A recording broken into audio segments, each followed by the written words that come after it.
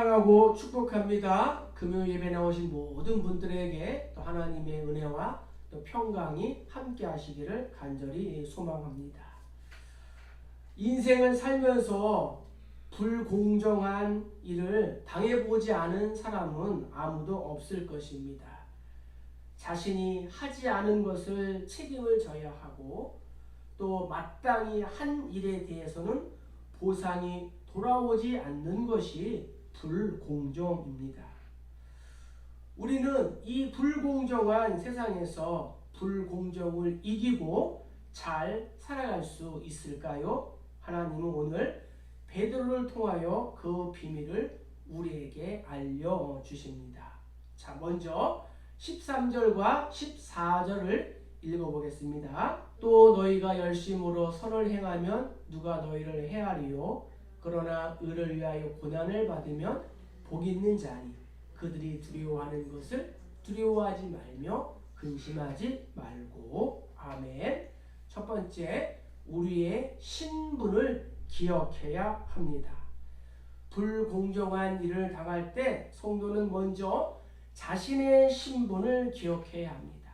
불공정한 일을 당했을 때 가장 먼저 다가오는 감정은 낙심입니다. 전도를 나왔는데 방해를 받게 된다면 낙심을 하게 됩니다. 더구나 선을 행했음에도 화가 찾아온다면 얼마나 낙심이 됩니까? 히스기야의 경우가 그렇지 않습니까? 종교 개혁을 하고 예배를 회복시키고 유월절 축제를 하고 11조 제도를 개선했음에도 불구하고 아수르의 군대들이 쳐들어왔습니다. 베드로도 이러한 낙심을 알았기 때문에 불공정한 일을 당할 때 먼저 성도인 우리가 누구인지를 명확하게 기억하라고 권면하고 있습니다. 베드로가 말하는 요점은 이것입니다. 먼저 그리스도 안에서 선을 행하는 자들은 화를 당하지 않는다는 것이고, 혹시 고난과 핍박을 받는다고 해도 그것이 결국에는 복으로 이어지게 된다는 것입니다. 우리는 그럴 수밖에 없는 사람들이라는 것입니다. 이 세상은 죄로 말미암아 타락했습니다. 그러나 여전히 하나님의 방법은 사라지지 않았습니다. 악이 승리하는 것 같이 보여도 하나님의 공의가 여전히 이 땅에 흐릅니다. 그래서 베드로는 그리스도 안에서 우리가 선을 행하면 결코 해를 당하지 않을 것이니 걱정하지 말라고 합니다. 그러나 여기에도 예외가 있습니다. 선을 행해도 가끔 고난을 받을 수가 있다는 것입니다. 14절에 그러나 의를 위하여 고난을 받으면 복 있는 자니 이렇게 말씀하고 있습니다. 즉 일어날 가능성이 매우 희박하지만 그럼에도 정말 이 고난이 일어난다면 어떻게 해야 할까요? 그러니까 이런 것입니다. 선을 행하면 박해를 당하지 않는 것이 하나님이 세우신 일반적인 원리이기 때문에 박해를 당할 가능성은 매우 희박합니다. 그럼에도 불구하고 고난과 박해가 찾아온다면 낙심하지 말라. 그것은 그 고난이 결국 너희에게 복이 될 것이기 때문이다 라는 그러한 뜻입니다. 이것이 바로 베드로가 전하는 메시지의 요점입니다. 우리는 어떠한 사람들입니까? 성경은 우리가 그리스도 안에서 이미 하나님의 모든 복을 받은 사람이라고 선언하고 있습니다. 우리 에베소서 1장 3절을 다 같이 읽겠습니다. 찬송하리로다. 하나님 곧 우리 주 예수 그리스도의 아버지께서 그리스도 안에서 하늘에 속한 모든 신령한 복을 우리에게 주시되. 아멘. 우리가 하나님을 찬송하는 이유는 그분이 우리에게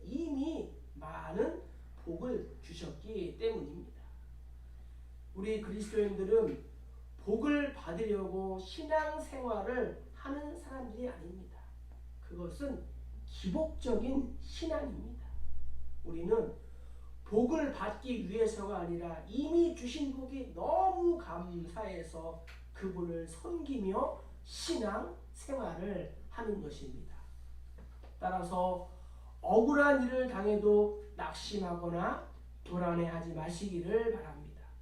그럼에도 불공정한 일이 다가오면 이것을 반드시 기억하세요. 그 불공정함은 결국 나에게 복을 주기 위함이다. 두 번째, 우리 14절을 읽어보겠습니다. 그러나 의를 위하여 고난을 받으면 복이 있는 자니 그들이 두려워하는 것을 두려워하지 말며 근심하지 말고. 아멘. 불공정한 일을 당했을 때 두 번째는 두려워하지 말아라 라고 성경은 말씀하고 있습니다. 우리의 주변이 불공정하게 돌아갈 때에 우리가 느끼는 또 다른 감정은 두려움입니다. 이유는 우리가 연약한 인간이기 때문입니다. 사회학자들은 공정하지 못한 국가 권력의 영향을 받은 국민일수록 공포심이 크다고 말합니다. 이제는 탈북민들도 국회의원이 되고 사회의 유명 인사로 활동을 하고 있지만 탈북민들은 오랜 기간 상담이 필요할 만큼 두려움이 많이 있다고 합니다. 북한 사회가 너무나 불공정하기 때문에 자신이 하지 않은 일에도 연좌제라는 명으로 억울하게 뒤집어 쓰는 경우가 많습니다. 독재자가 다스리는 사회에는 공정함이 없습니다.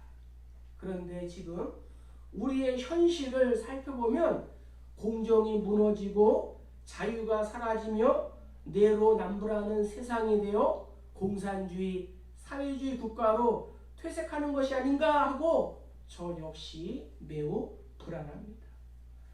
아무리 법을 잘 지켜도 온갖 불법과 불의, 불공정이 판을 칩니다. 언제 당할지 모르는 불안감에 사람들은 벌벌 떨고 두려움 속에서 살얼음판을 걷는 느낌으로 하루하루를 살아갑니다. 권력과 부를 가진 자들이 불공정하게 주변의 상황을 몰아갈 때에 우리는 마음 깊이 두려움을 느끼게 되는 것입니다. 혹시 내가 해를 당하지 않을까? 손해보는 일은 없을까? 걱정합니다. 베드로는 이것을 알았기 때문에 우리에게 권면합니다. 두려움에 사로잡히는 순간 우리는 불공정한 사회의 영향력 안에 들어가고 만드는 것입니다. 그래서 예수님은 불이익을 당할 때 더 큰 손해를 입을까 걱정하거나 두려워하지 말라고 하십니다. 요한복음 14장 1절 한번 볼까요? 너희는 마음에 근심하지 말라. 하나님을 믿으니 또 나를 믿으라. 베드로는 너희의 염려를 다 주께 맡기라. 이는 그가 너희를 돌보심이라고 말씀했습니다. 여기 나오는 이 근심이라는 단어는 오늘 본문에 나오는 두려움이라는 단어와 똑같은 말입니다. 우리가 살아가면서 선한 일, 옳은 일을 했습니까? 불공정한 세상 속에서도 하나님을 바라보고 공의로운 길을 선택했습니까? 그렇다면 불공정한 권력자가 우리를 해코지하지 못할 것입니다. 왜냐하면 하나님은 여전히 이 땅을 다스리시는 통치자이기 때문입니다. 역사는 사탄이, 세상이, 육신이 승리한 것 같이 보이지만 결코 그렇지 않습니다. 하나님이 최후의 승리자이십니다. 우리는 사람이기 때문에 본능적으로 약하고 두려움에 빠져 있을 수밖에 없습니다. 그러나 오늘 성경은 우리가 두려움에 사로잡혀서는 안 된다고 하십니다. 두려움 때문에 타협해서는 안 된다고 하십니다. 히스기야처럼 눈을 들어 이 역사를 주관하시고 통치하시는 하나님을 바라보아야 합니다. 기도해야 합니다. 불공정한 일이 다가올 때에 내가 누구인지를 알고 두려워하지 않기를 주님의 이름으로 간절히 축복합니다. 자, 이제 15절 상반절을 말씀을 한번 읽어보겠습니다. 너희 마음에 그리스도를 주로 삼아. 아멘. 부당한 일을 당할 때에 우리가 해야 할 일은 예수를 주로 인정해야 한다라고 성경은 말씀하고 있습니다. 여러분들에게 여쭤보겠습니다. 나의 주인은 누구입니까? 나의 주인은 예수 그리스도이신 줄로 믿습니다. 우리는 나의 마음에 또 생활 속에서 예수님을 나의 주인으로 모시고 또 거룩하게 살아야 합니다. 여기에 거룩하게 하고 라는 말의 뜻은 예수님의 신성, 예수님의 이 신의 성품을 인정한다는 것입니다. 예수님은 풍랑 속에서도 괴로워하는 제자들에게 나타나셔서 이렇게 말씀하셨습니다. 제자들이 그가 바다 위로 걸어오심을 보고 놀라 위룡이라 하며 무서워하여 소리지르거늘 예수께서 이르시되 안심하라 나니 두려워하지 말라. 아멘. 예수님은 왜 제자들을 풍랑이 일어나는 바다로 보내셨을까요? 오늘 본문에 보면은 그날 이 제자들을 풍랑이 일어나는 바다로 보내신 분은 바로 예수님이셨습니다. 예수님께서 그것도 제자들을 재촉하시면서 풍랑이 있는 바다로 제자들을 보내셨습니다. 그리고 풍랑으로 인하여 두려워하며 고생하고 있는 제자들 앞에서 물 위를 걸어오시면서 저들을 깜짝 놀라게 하셨습니다. 이유는 자신이 누구인지 제자들에게 가르치기를 원하셨기 때문입니다. 그리스도는 기름 부음을 받은 자, 예수는 구원자입니다. 세상의 창조주이시며 지금도 한 손으로 이 세상을 붙드시는 구세주, 만왕의 왕이며 만주의 주이심을 믿습니다. 그리고 우리의 주인이십니다. 우리는 이것을 날마다 삶 속에서 인정해야 합니다. 따라서 우리는 나에게 다가오는 불공정한 일들을 두려워할 필요가 없습니다. 저들이 불이익을 줄까 염려할 필요도 없습니다. 이 세상에는 지금도 불의한 일들이 일어납니다. 권력을 가진 자들은 우리를 불공정하게 대할 수 있습니다. 코로나19 시대에 교회가 얼마나 많은 불공정함을 당하고 있습니까? 우리 기독교는 보수적일 수밖에 없습니다. 가정을 지켜야 합니다. 포괄적 차별금지법을 반대할 수밖에 없습니다. 공산주의를 멀리할 수밖에 없습니다. 저들은 우리의 적이기 때문입니다.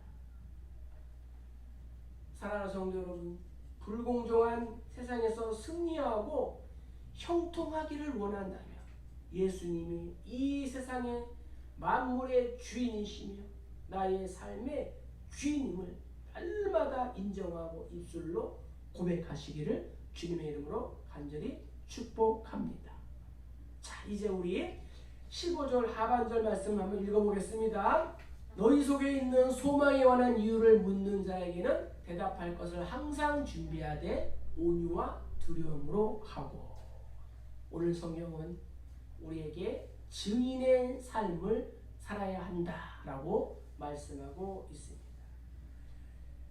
세상 사람들이 죄로 말미암아 타락했지만 인간의 마음속에는 여전히 하나님의 형상으로 시험을 받은 이 피조물의 흔적이 있습니다. 그래서 인간은 누구나 올바른 길을 걸어가고 싶은 소망이 있습니다. 환경과 상황을 보고 타협을 할 뿐이지 여전히 마음속에는 옳은 길에 대한 사모함이 있습니다. 영혼을 사모하는 마음이 있습니다. 그래서 타협을 한 뒤에도 마음속 깊이 후회를 하기도 합니다. 그때 성도인 우리는 산 소망이신 예수님을 저들에게 전하고 증거해야 되는 것입니다. 쉽게 말씀드리면 우리가 불의의 길을 버리고 공의의 길을 걸어가고 선을 행한다면 이 간증의 기회가 생긴다는 것입니다. 그래서 신앙생활이 어려운 이유입니다. 많은 신앙생활이 세상에서 자기 마음대로 살다가 일주일에 한 번 교회에 나와 예배를 드리는 것 뿐이라면 누가 신앙생활을 못하겠습니까?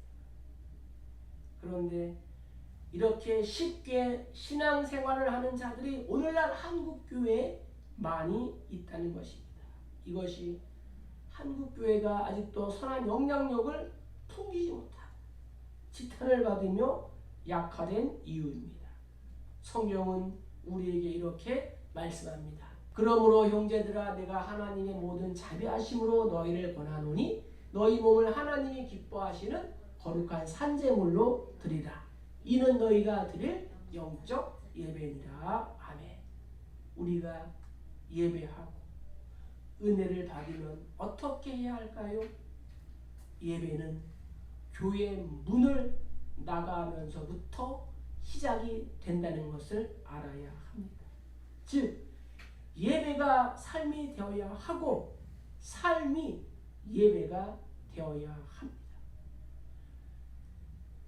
세상 사람들과 똑같이 생활한다면 그것은 진정한 신앙인의 모습이 아닙니다. 가짜 신앙입니다.